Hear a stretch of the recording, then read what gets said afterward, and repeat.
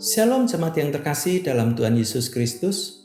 Penuntun Saat Teduh Gereja Kristen Jakarta, hari ini Selasa 23 April 2024. Damai di tengah badai. Nas terambil dari Injil Markus pasal yang keempat, ayat 35 sampai ayat yang ke-38. Pada hari itu, waktu hari sudah petang, Yesus berkata kepada mereka, "Marilah kita bertolak ke seberang." Mereka meninggalkan orang banyak itu lalu bertolak dan membawa Yesus beserta dengan mereka dalam perahu di mana Yesus telah duduk dan perahu-perahu lain juga menyertai dia. Lalu mengamuklah taufan yang sangat dahsyat dan ombak menyembur masuk ke dalam perahu sehingga perahu itu mulai penuh dengan air. Pada waktu itu Yesus sedang tidur di buritan di sebuah tilam, maka murid-muridnya membangunkan dia dan berkata kepadanya, "Guru, engkau tidak peduli kalau kita binasa?" Jika ada seorang anak Tuhan yang selalu berusaha meminta pimpinan Tuhan untuk menunjukkan jalannya dan menaatinya, namun suatu saat orang tersebut mengalami berbagai penderitaan, misal mengalami kebangkrutan dalam bisnisnya, atau diberhentikan oleh perusahaan tempat ia bekerja, atau mengalami sakit keras, atau hal-hal menderita lainnya. Mungkin kebanyakan orang Kristen akan mulai berasumsi bahwa orang tersebut mungkin ada dosa tersembunyi atau pelanggaran terhadap Tuhan.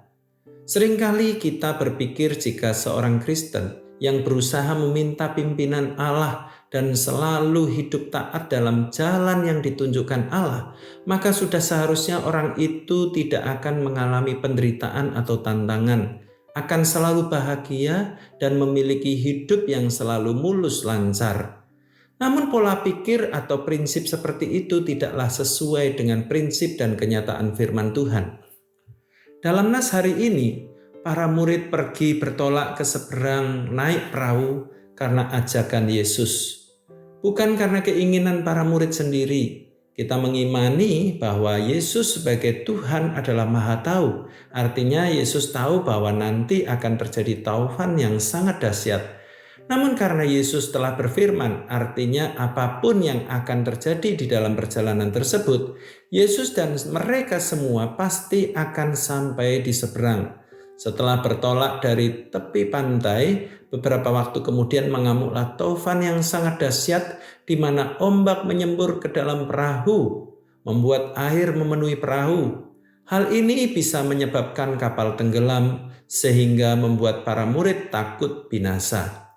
Padahal Yesus Tuhan ada bersama-sama dengan mereka dan ada di tengah-tengah mereka. Namun sekalipun kondisi taufan dahsyat mengancam nyawa seperti itu, ternyata Yesus tertidur dengan damai dan nyenyak. Jika kondisi saat itu Yesus tiba-tiba ikut terjaga, lalu ia panik berteriak-teriak, takut binasa dan berusaha menyelamatkan diri, bukankah hal ini akan membuat para murid justru malah semakin panik karena Yesus yang adalah Tuhan saja takut binasa? Justru ketika Yesus tertidur lelap di tengah hiruk-pikuk kekacauan taufan dan ombak, ini menjadi jaminan bahwa murid bersama Yesus akan sampai ke seberang dengan selamat sehingga Yesus bisa damai di tengah badai.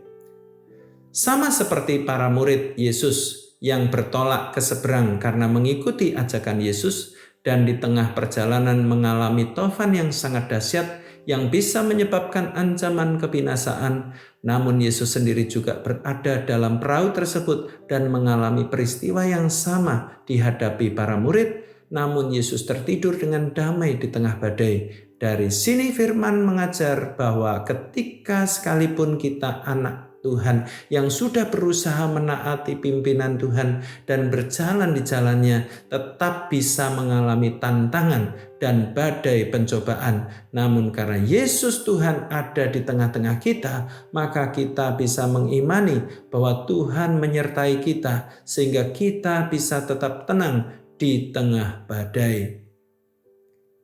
Hidup mengikuti pimpinan Tuhan di jalannya Tidak berarti kita tidak akan mengalami badai tofan kehidupan, namun kita dapat mengimani bahwa kita bisa tetap damai di tengah badai karena Tuhan Yesus di surga tak pernah tertidur.